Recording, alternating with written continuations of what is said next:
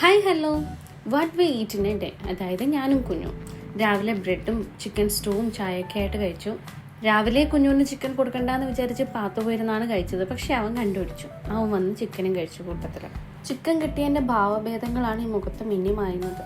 കൂട്ടത്തിൽ പലതും ഞാൻ മാറ്റി മാറ്റി കൊടുത്തു നോക്കി. അതൊന്നും വേണ്ട ആൾക്ക്, ചിക്കൻ മാത്രം മതി.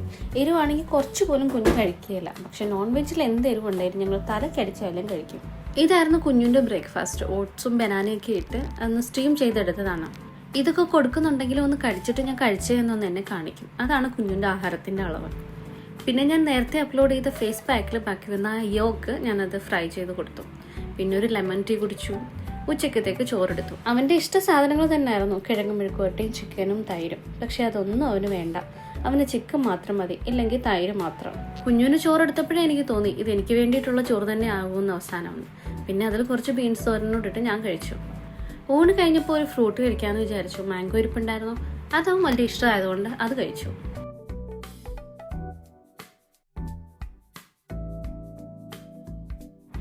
ഈവനിങ് ആയപ്പോൾ ചായയും 2 ബിസ്ക്കറ്റും. അവക്കാഡോ വാങ്ങി വെച്ചിട്ട് 2 ദിവസമായി. ഇനി ഇരുന്നാൽ അത് കേടാവുമെന്ന് വിചാരിച്ച് അത് സ്മൂത്തി ആക്കി. ഇതായിരുന്നു അവൻ്റെ ഡിന്നർ. ഇത് കഴിഞ്ഞ് അവൻ ഒന്നും കഴിച്ചില്ല. ഞാനൊരു സാബുദാന റെസിപ്പി ട്രൈ ചെയ്ത് കുളമായതുകൊണ്ട് എൻ്റെ ഡിന്നർ ചോറിലേക്കാക്കി. അതിൽ നിന്നൊരു കുക്കുംബർ എടുത്ത് കുഞ്ഞു എൻ്റെ കൂടെ ഈ പ്രക്രിയ അവസാനിപ്പിച്ചു.